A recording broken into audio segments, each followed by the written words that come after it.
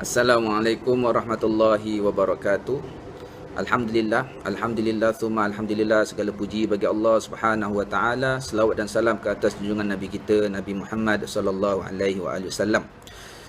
Tujuan video kali ini adalah untuk memberikan sedikit gambaran, iaitu apa yang perlu kita lihat apabila kita berhajat untuk membeli senaskah Al-Quran.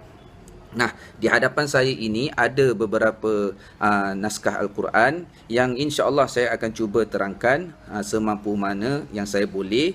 Yang ini apabila kita ingin membuat pilihan Quran atau naskah Quran yang mana yang bersesuaian untuk kita beli, untuk kita baca, dan untuk kita gunakan dalam kehidupan kita sehari-hari, insya-Allah.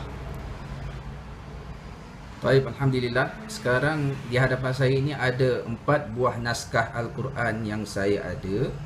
Dan Al-Quran ini semua harganya pun berlainan antara satu dengan lain, kerana ini sudut kualiti kertas dan juga apa yang mereka usahakan untuk memudahkan para pembaca membaca Al-Quran, yakni daripada sudut highlight.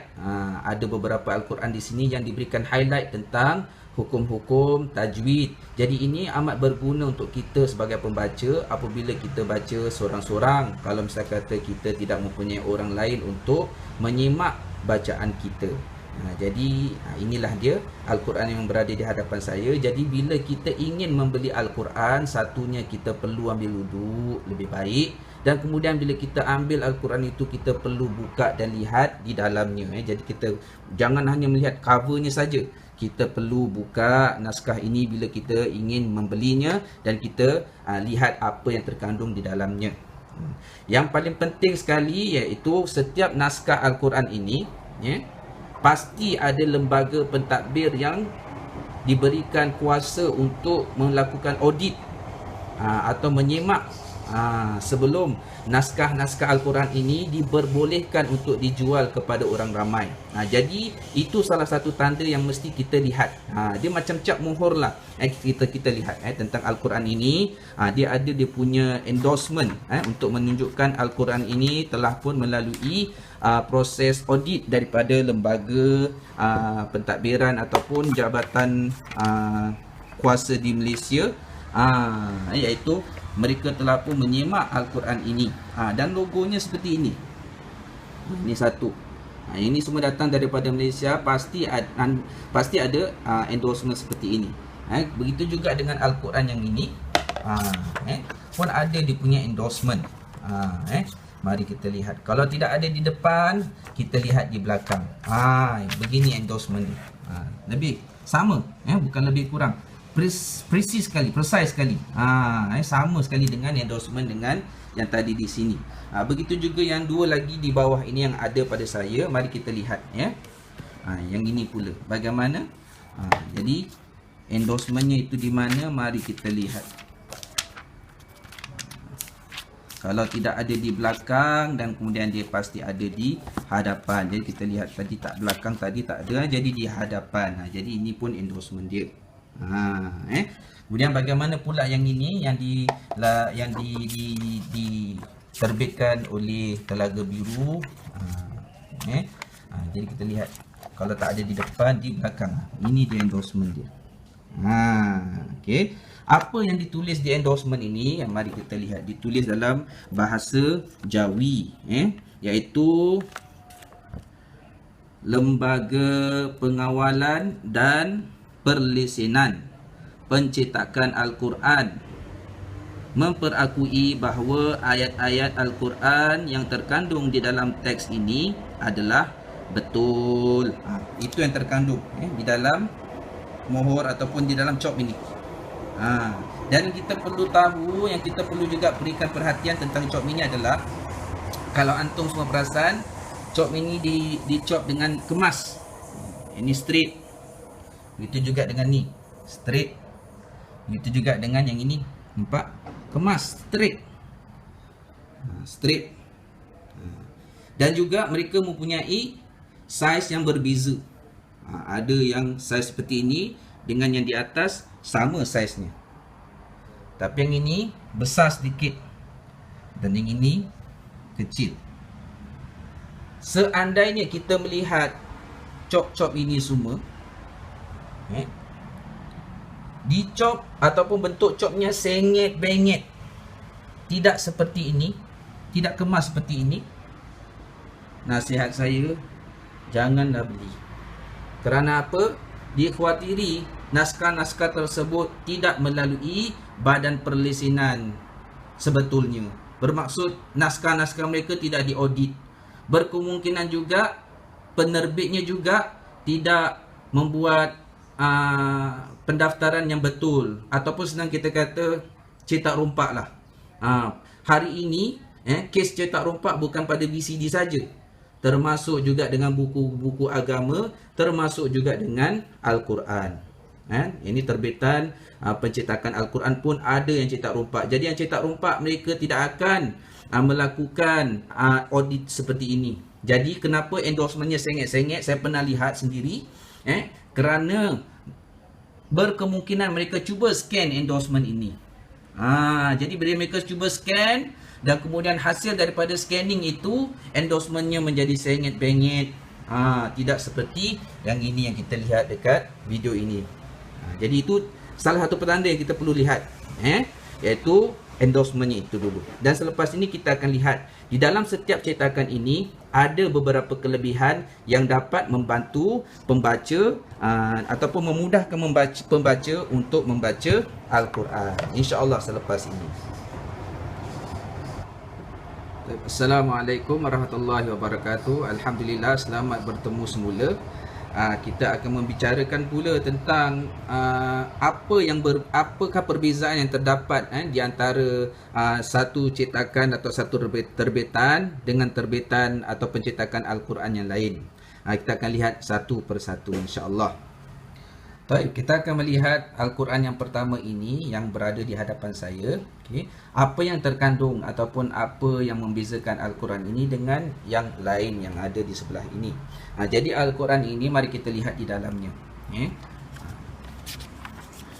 Baik, Al-Quran seperti ini selalu kita lihat banyak di rumah-rumah, dan di rumah-rumah kita pun ada, di masjid-masjid pun ada.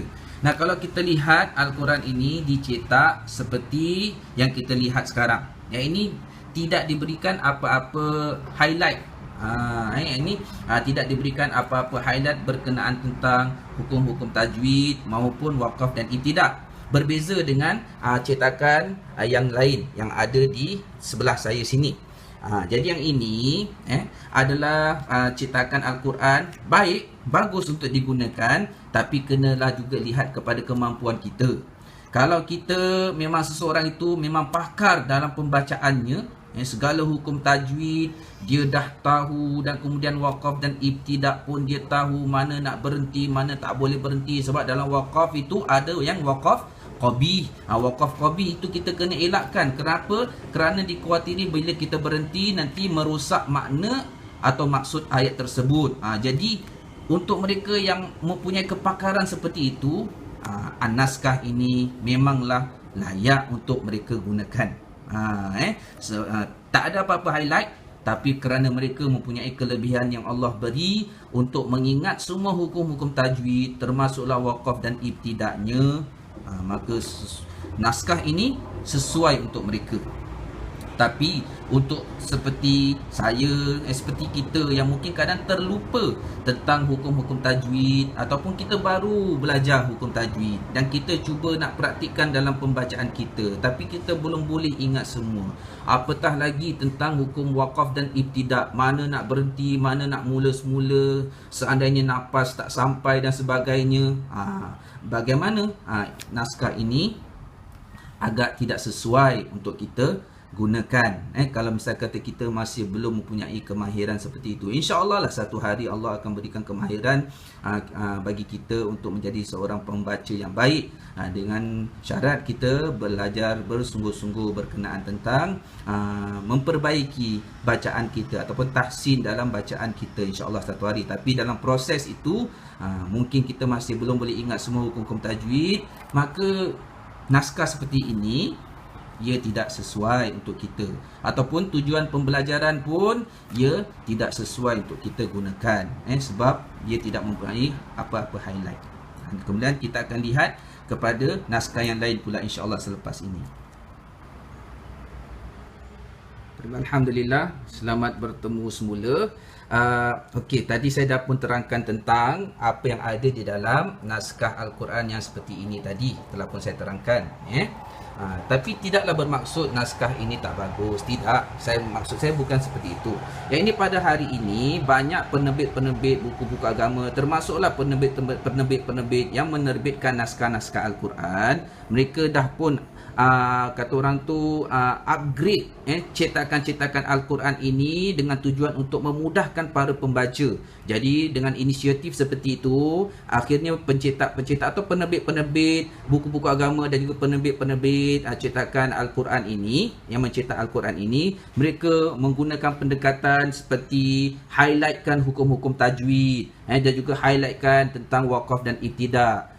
Niatnya atau tujuannya adalah untuk memudahkan kita para pembaca. Jadi saya tak mengatakan yang ini tidak bagus. Seandainya antum merasa selesa dengan keadaan seperti menggunakan naskah seperti ini, ya silakan. Cuma alang-alang dah ada ulama kita yang menggunakan inisiatif mereka, iaitu ayat ini dengan menghighlightkan hukum-hukum tajwid dan waqaf dan ibtidak. Tujuan untuk mempermudahkan kita pembaca. Mengapa tidak kita mengambil ataupun memanfaatkan inisiatif mereka itu di dalam kita berusaha untuk memperbaiki bacaan kita. Baik, kita akan melihat satu demi satu. Yang tiga di bawah ini, beza dengan yang atas ni. Yang atas ni tiada apa-apa highlight tentang tajwid maupun waqaf dan ibtidak. Dan saya telah pun terangkan, naskah seperti ini amat sesuai bagi mereka yang memang mempunyai keahlian di dalam pembacaan Al-Quran mereka. Yang tiga di bawah ini, yang ini dan yang ini dan yang ini, ketiga-tiga ini diberikan beberapa highlight untuk memudahkan kita para pembaca. Namun di antara yang ini dan di antara yang ini maupun yang ini, masing-masing juga mempunyai kelebihan antara satu naskah dengan naskah yang lain, dan kita akan lihat satu persatu insya-Allah berkenaan tiga-tiga naskah ini selepas ini insya-Allah. Alhamdulillah, selamat bertemu semula. Kita akan melihat tentang naskah ini. Tentang naskah ini, ini diberikan highlight tentang tajwid. Kalau kita lihat dekat sini, mushaf tajwid. Jadi di sini diberikan dalam pencetakan Al-Quran atau naskah ini diberikan highlight ataupun beberapa tanda untuk memberitahu kepada kita para pembaca tentang hukum-hukum tajwid yang ada di dalam potongan-potongan ayat yang kita baca. Jadi kalau kita lihat di sini, ayat-ayat Al-Quran yang dicetak di sini ada bermacam-macam warna. Kita lihat sini ada color merah, ada color biru. Ini semua mempunyai maksud-maksud yang tertentu. Jadi bagaimana kita nak tahu apakah fungsi warna-warna tersebut pada ayat-ayat tersebut? Kita boleh melihatnya di bawah ini. Kalau yang color merah gelap ini namanya mad lazim, diberitahu kita 6 harakat panjangnya. Kalau yang merah terang ini namanya mad 4 atau 5 harakat panjangnya. Jadi di sini diterangkan tentang hukum-hukum tajwid dan juga termasuklah tentang hukum ikhfa, tempat gunnah, harakah, semua diterangkan. Jadi setiap warna yang ada pada potongan ayat yang dibaca itu sebenarnya memberitahu kepada kita tentang hukum ayat tersebut atau hukum kalimah tersebut, bagaimana dibaca, berapa panjang harakatnya, ada dengung ataupun tidak. Dan salah satu daripada kemudahan yang ada dalam teks ini yang amat saya suka, iaitu kita lihat di sini. Ni warna grey ni. Warna grey ni apa maksud dia? Warna grey ini bermaksud idgham tidak dilafazkan.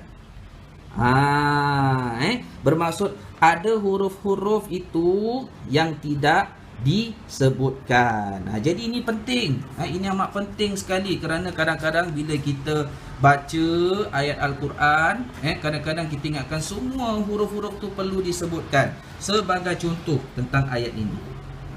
A'udzubillahi minasyaitonirrajim. Wa aqimus salata wa atuz zakah. Saya ulang balik. A'udzubillahi minasyaitonirrajim.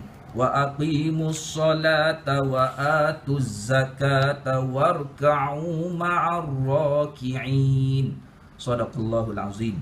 Nah, rata-rata bila kita membaca, kalau tidak ada highlight seperti ini, kesilapan atau common mistake yang selalu yang didengar adalah dibaca begini. Wa aqimus salawata wa atuz zakawata. Dibaca solat itu dibunyikan solawata. Kemudian zakat itu dibaca dengan zakawata. Jadi untuk mengelakkan kekeliruan seperti ini, maka penerbit naskah ini mereka menggunakan highlight warna grey. Highlight warna grey itu apa maksudnya tadi? Yang ini diterangkan di sini tidak dilafazkan. Jadi waw di situ pada kalimah solat tidak dibaca, tidak dilafazkan dan bukan disebut solawata tapi solah saja. Begitu juga dengan zakat, bukan zakawata tapi zakat sahaja. Jadi ini amat membantu kita para pembaca supaya kita dapat menyebut perkataan-perkataan ataupun kalimah-kalimah yang ada dalam potongan-potongan ayat ini dengan betul. Dan bila saya katakan di sini menerangkan tentang hukum-hukum tajwid, naskah ini hanya memberikan perhatian tentang hukum-hukum tajwid sahaja. Termasuklah izhar ke, idgham ke, ikhfa ke, iqlab ke. Cuma kalau izhar memang tidak ada apa-apa warna. Kerana izhar. Jadi izhar tak perlu diberikan apa-apa warna untuk dalam naskah ini. Tapi hukum-hukum lain seperti idgham, iqlab, ikhfa, tentang hukum-hukum mad, semuanya ada diberikan highlight atau diberikan warna. Termasuk dengan sebutan huruf ra. Sebutan huruf ra, sama ada huruf ra itu disebut dengan tebal ataupun tidak, diberikan juga highlightnya. Seperti contoh pada ayat ini. Kalau kita lihat sini, saya dekatkan sikit. Huruf ra situ, ini bukan color hitam, ini color biru gelap. Apa maksud biru gelap itu? Iaitu seperti juga dengan kalimah ni, bahr. Kalimah al-bahr, ra-nya itu diwarnakan dengan biru gelap. Apa maksudnya? Yang ini ra pada kalimah ini disebut dengan tebal dan bukan disebut dengan tipis. Ini disebut dengan tafkhim. Wa iz faraqna, faraqna dan bukan faraqna. Ini bagus ini. Sebab apa? Kadang-kadang kita sebut ra itu ra-nya tipis tapi tak kena pada tempatnya. Kalau ra tipis seperti ini, kalimah Fir'aun, nampak ra-nya itu tidak diberikan warna. Jadi bermaksud apa? Bermaksud ra situ disebut dengan tipis. Berbanding pula dengan ini. Ra di sini berikan warna biru gelap kerana apa? Disebut dengan tebal. Jadi bagaimana dibaca? Wa aghraqna, wa aghraqna, raqna, ra. Dan ini Fir'aun, kan Fir'aun. Ra-nya tak tebal. Jadi bagus. Highlight seperti ini bagus supaya kita tahu mana ra tipis, mana ra tidak tipis, dan seperti tadi, mana huruf yang perlu disebut, mana huruf yang jangan disebut. Ini semua akan membantu kita untuk membaca Al-Quran dengan lebih berhati-hati dan juga dengan lebih baik. Cuma naskah ini hanya memberikan perhatian penuh pada hukum-hukum tajwid. Wallahu ta'ala alam. InsyaAllah selepas ini kita akan melihat kepada naskah-naskah yang memberikan highlight-highlight yang tertentu seperti yang ini maupun yang ini. InsyaAllah selepas ini. Alhamdulillah, selamat bertemu semula. InsyaAllah kita akan melihat kepada dua naskah ini, insyaAllah, dan perbezaan yang terdapat di dalam dua naskah ini. Untuk bila kita tahu tentang perbezaan plus point yang ada pada kedua naskah ini dan naskah-naskah yang lain seperti mana yang diterangkan tadi, mudah-mudahan dapatlah memberikan kita sedikit maklumat tentang bagaimana untuk kita memilih naskah yang sesuai, yang sesuai untuk kita gunakan dalam pembacaan kita hari-hari, insya-Allah. Nah, apa yang ada beza antara satu naskah ini dengan yang ini? Yang ini bezanya cuma satu. Tapi saya terangkan apa yang ada di dalamnya dahulu. Maaf, bukan satu, ada dua perkara, insya-Allah. kedua-dua naskah ini memberikan perhatian atau penekanan tentang hukum tajwid dan juga waqaf dan ibtida. Kedua-dua ni ada. Kalau kita lihat dekat sini, ditulis waqaf dan ibtida. Jadi kemudian termasuk juga dengan tentang hukum-hukum tajwid. Jadi di sini ada hukum tajwid. Di sini tulis hukum tajwid. Mushaf Resam Uthmani dan tajwid berwarna.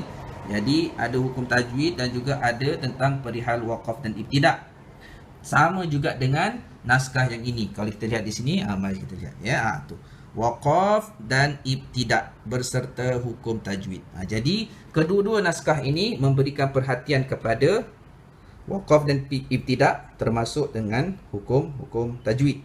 Jadi kalau orang tanya perlu ke tentang highlight waqaf dan ibtida, untuk seperti saya lebih selesa kalau misal kata dah memang ada naskah yang mana ulama bersusah payah memberikan highlight tentang waqaf dan ibtida. Saya lebih suka menggunakan pendekatan-pendekatan atau mushaf-mushaf yang mempunyai pendekatan seperti itu, kerana ia akan membantu saya untuk membaca Al-Quran dengan lebih berhati-hati. Melainkan bagi mereka yang memang telah pun yang ada kepakaran tertentu, tak perlulah kepada highlight-highlight itu.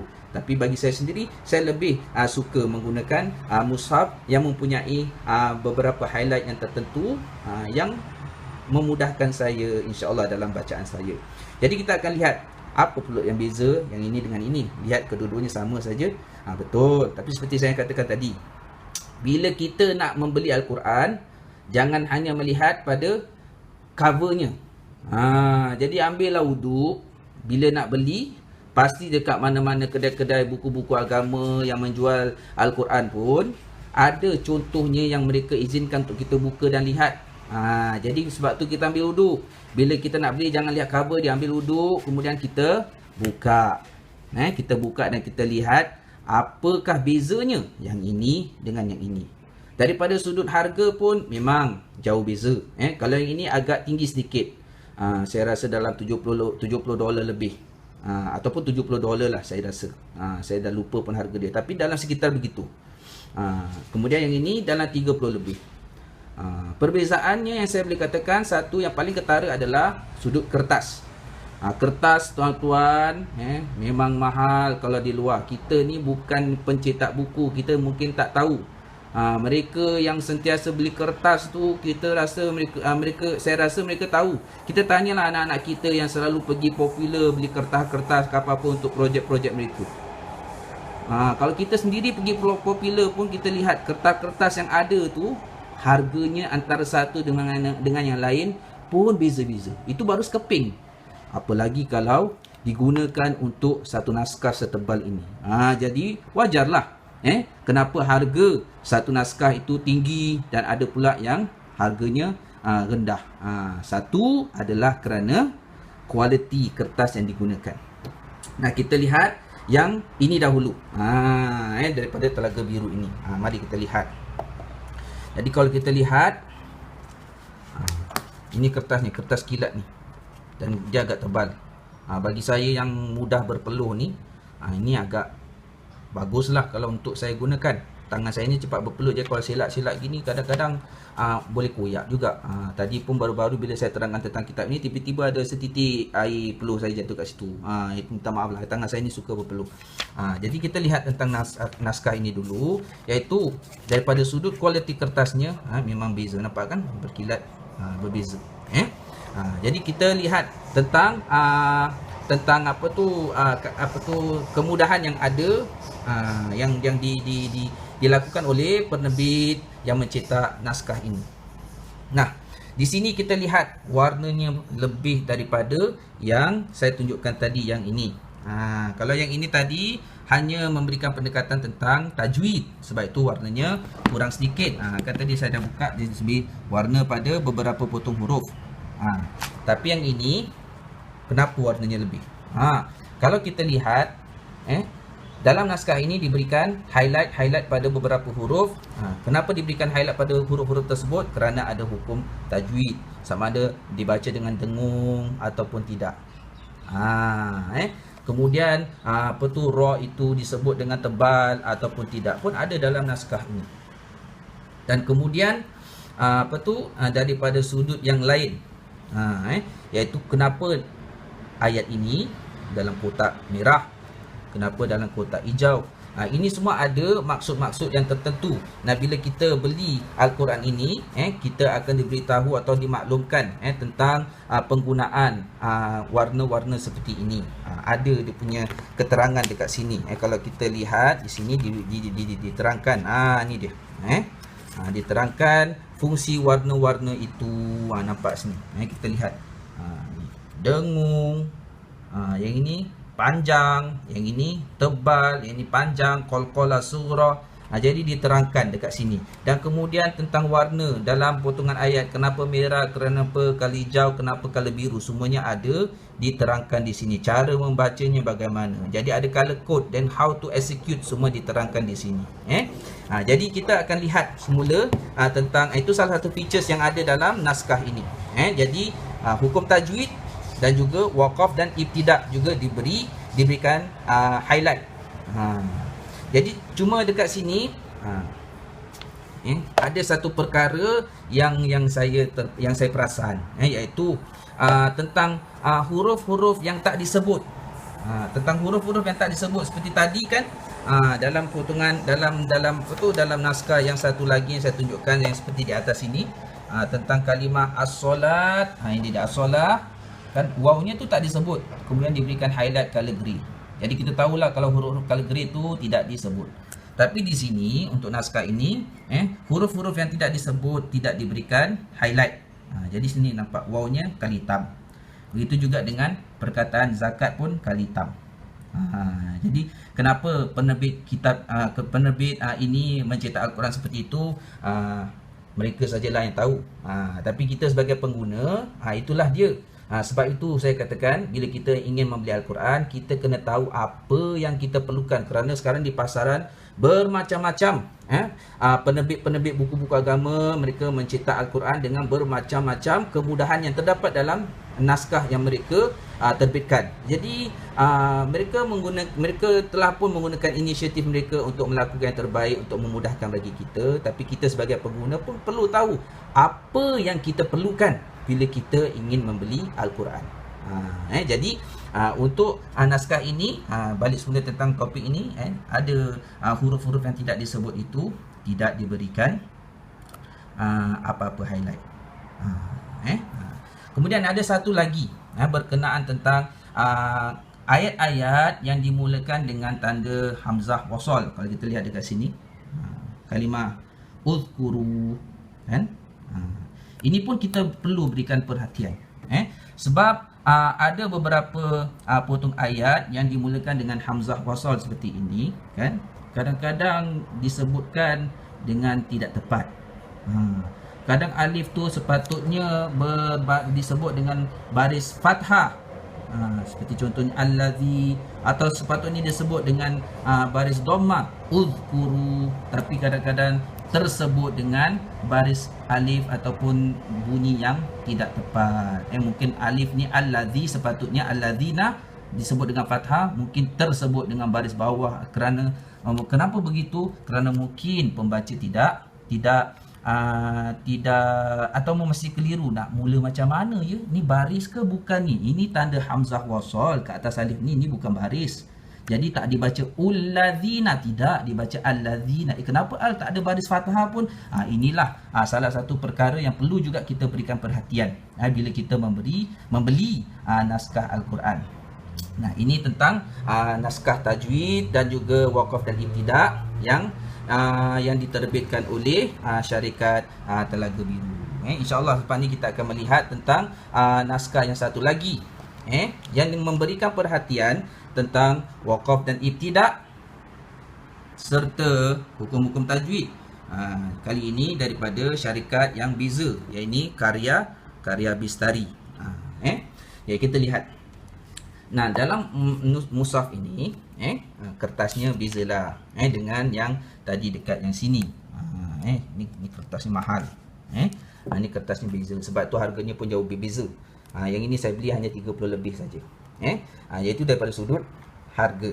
Nah, kita akan lihat daripada sudut features yang ada, kemudahan yang ada di dalam terbitan naskah ini. Tentang hukum tajwid, ada yang ada dengung ke tidak ada dengung, yang mana idgham, yang mana iqlab, yang mana ikhfa, semua diberikan penekanan. Kemudian ada waqaf dan ibtidaknya. Waqaf dan ibtidaknya. Cuma ini ada cute sikit lah. Kalau diletak sini, kalau antum lihat sini, ada ke atas ni, apa ni ditulis ni? Yang ke atas tu ditulis mula. Yang hijau ni kotak kecil ni tulis mula sini. Kalau berhenti sini, yang ini henti. Jadi kalau kita baca sebagai contoh, a'udzubillahi minasyaitonirrajim. Wa iz najjaynakum min ali fir'auna yasumunakum su'al azab. Kita berhenti kat situ. Nak mula macam mana? Sini ada tulis, mula kat sini. Jadi yasumunakum su'al azab yudhabbihuna abna'akum wa yastahyuna nisa'akum wa fi dhalikum bala'um min rabbikum azim. Sadaqallahul azim. Jadi di sini tentang waqaf dan ibtidak, dia ada sedikit inisiatif yang ditambah, iaitu kalau berhenti sini, mulanya di sini. Macam mana kita tahu mula sini? Ada beri tanda mula kat situ. Cute sikit lah tentang naskah ini, agak cute sikit. Satu lagi berkenaan tentang features yang ada nilai tambah dekat sini, ataupun yang additional features yang ada dekat naskah ini, iaitu tentang ayat-ayat yang dimulakan dengan kalimah yang dimulakan dengan tanda hamzah wasal seperti ini. Allazina. Kan tadi kita lihat kadang-kadang orang mulakan dengan baris alif yang tak tepat. Sepatutnya baris fathah disebut, tapi disebut dengan baris kasrah ataupun baris dhammah. Begitu juga dengan ini. Tapi di sini kalau kita lihat di sebelah, ada features yang membantu, iaitu tentang kalimah allazi itu, allazina, macam mana nak dimulakan. Lihat di sebelah, ada diberikan guide. Allazina, alifnya itu ada baris fathah. Dan ini dapat membantu kita untuk menyebut kalimah-kalimah yang dalam situasi ini dengan betul. Begitu juga dengan kalimah uzkuru. Macam mana tahu tu uzkuru? Lihat kat sebelah dia. Kat sebelah dia tu, alif dia itu diberikan dengan baris dhammah. Uzkuru. Ini adalah nilai tambah yang ada pada features naskah ini. Cuma ada satu perkara di sini yang saya lihat tidak diberikan penekanan di dalam terbitan naskah ini, iaitu tentang sebutan huruf ra. Nampak ni huruf ra ni, huruf ra ini dengan huruf ra ini, ataupun kita ambil potongan ayat ini. Wa aghraqna, ra di situ disebut dengan tafkhim, tapi tidak diberikan apa-apa highlight. Kemudian Fir'aun, ra situ memang disebut dengan tipis. Seperti dalam naskah yang pertama yang saya terangkan ini, ini ra-nya itu diberikan highlight color biru gelap, memberitahu pada kita yang ini ra di sini disebut dengan tebal, yang ini tidak diberikan warna kerana ra di situ memang disebut dengan tipis. Jadi untuk naskah ini tentang sebutan huruf ra, tentang sebutan huruf ra tidak diberikan apa-apa highlight. Jadi itulah yang dapat dikongsikan berkenaan tentang bagaimana untuk kita memilih naskah apabila kita berhajat untuk membeli Al-Quran. Jadi itulah di antara features-features yang terdapat dalam naskah ini yang membezakan antara satu dengan yang lain. Dan terserahlah kepada kita naskah yang mana untuk kita beli. Tapi bagaimana untuk membuat pilihan, itulah dia. Kita tanya diri kita, apa yang kita perlu apabila kita ingin membeli sesebuah naskah, apa yang kita ingin ada di dalam naskah itu untuk membantu kita membaca Al-Quran dengan lebih berhati-hati dan dengan betul. Wallahu ta'ala alam. Alhamdulillah, selamat bertemu semula. Nah, tadi telah pun saya terangkan berkenaan tentang features yang terdapat dalam mushaf-mushaf yang ini maupun yang ini dan yang ini. Dan persoalan, kalau saya nak beli Al-Quran yang ada terjemahan, boleh tak? Begini, Seperti mana yang saya katakan, bila kita ingin membeli mushaf untuk bacaan, kita kena tahu apa yang kita perlukan.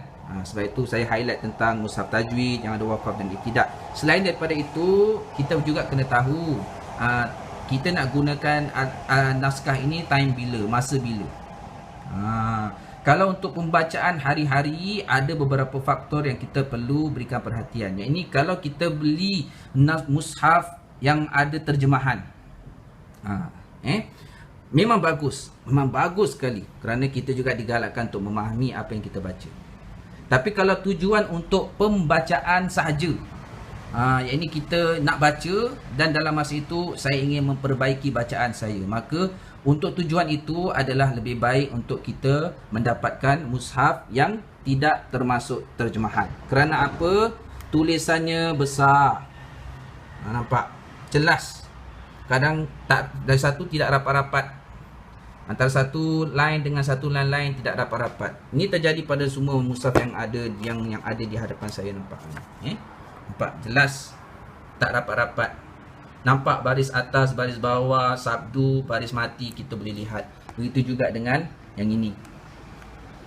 Cetakannya, ayat-ayatnya tu jelas, besar-besar huruf-hurufnya. Sama juga dengan yang ini. Besar-besar hurufnya, kemudian tak rapat-rapat. Bila kita beli, janganlah beli yang rapat-rapat, biar dia renggang sedikit. Jadi kita tak keliru yang baris atas ni untuk huruf mana, kat atas ke yang kat bawah. Kadang-kadang berlaku kekeliruan seperti itu. Jadi kalau untuk tujuan pembacaan sahaja, yang ini untuk kita baca hari-hari kerana ingin memperbaiki bacaan kita, maka naskah ini adalah lebih sesuai untuk kita gunakan. Tapi kalau kita ingin memahami atau memerhatikan apa yang kita baca, kita nak tahu terjemahan dia, maka kita bolehlah memberi Al-Quran ataupun naskah termasuk dengan terjemahan dia. Jadi kalau kita lihat terjemahan yang ada pada saya ini, kita lihat ini berlaku pada semua kitab-kitab Al-Quran yang mempunyai terjemahan, iaitu ayatnya ditulis kecil. Kenapa kecil? Kerana mereka memerlukan ruang yang lebih untuk memberikan terjemahan tentang maksud-maksud ayat tersebut. Kadang-kadang kena tulis, mereka akan tambah juga tentang asbabun nuzul, nampaknya sebab turunnya ayat di sebagai kaki nota kaki. Jadi kerana tujuan itu, sebab itulah ayat-ayat Al-Quran ini ditulis dengan kecil, kerana mereka perlukan ruang yang lebih untuk terjemahan dan juga kalau ada nota tambahan. Yang ini bawah pula adalah tafsir Quran perkata. Apa tafsir Quran perkata? Iaitu diberikan maksud ayat itu satu persatu. Kalimah yang ada dalam ayat itu satu persatu. Nampak ni, wa idza, maksudnya apa, dan ketika, satu demi satu. Tapi macam gitulah, ayat-ayat tersebut memang ditulis dengan font yang kecil, saiz font yang kecil. Kerana apa? Kerana mereka perlukan ruang untuk menulis terjemahan ayat-ayat, kalimah-kalimah itu, dan juga beberapa maklumat di sebelah sini. Jadi ayat-ayat itu tak dapat ditulis dengan besar. Jadi kalau kita ingin gunakan kitab-kitab terjemahan sebagai bacaan kita hari-hari untuk tujuan bacaan ataupun tahsin dalam pembacaan, untuk menggunakan kitab-kitab terjemahan yang agak tidak sesuai. Begitu juga dengan yang ini, kecil, senang dibawa. Tapi bila bukunya kecil, maka cetakan kat dalamnya pun lagi kecil. Macam mana ni? Boleh nampak? Kalau boleh nampak, alhamdulillah lah. Tapi kalau saya kena duduk ni, kena tengok betul-betul baru boleh baca. Tapi kalau dalam keadaan baca macam gini, saya tak nampak. Saya tak nampak. Tapi ada gunanya. Ada gunanya. Mereka yang hafal Al-Quran, mereka suka gunakan Al-Quran yang bersaiz kecil seperti ini. Seperti pelajar-pelajar di madrasah-madrasah pun saya lihat banyak yang menggunakan Al-Quran yang saiz kecil seperti ini. Jadi terserah kepada kemampuan kita. Kalau mata kita tak begitu berkemampuan untuk melihat huruf-huruf yang ditulis dalam font yang kecil ini, maka Al-Quran yang bersaiz kecil ini juga tidak sesuai untuk digunakan sebagai pembacaan Al-Quran yang kita pembacaan Al-Quran secara hari-hari. Jadi itulah dia. Dan mudah-mudahan maklumat yang dikongsikan pada hari ini dapat membantu teman-teman di luar sana untuk membuat pilihan tentang naskah Al-Quran atau mushaf Al-Quran yang bagaimana yang patut dibeli, dan kemudian membuat pilihan untuk membeli naskah yang mana yang bersesuaian untuk kita gunakan kita gunakan hari-hari. Mudah-mudahan perkongsian video ini amat dapat dimanfaatkan. Dan kalau ada kekurangan daripada sudut keterangan saya minta ampun dan maaf.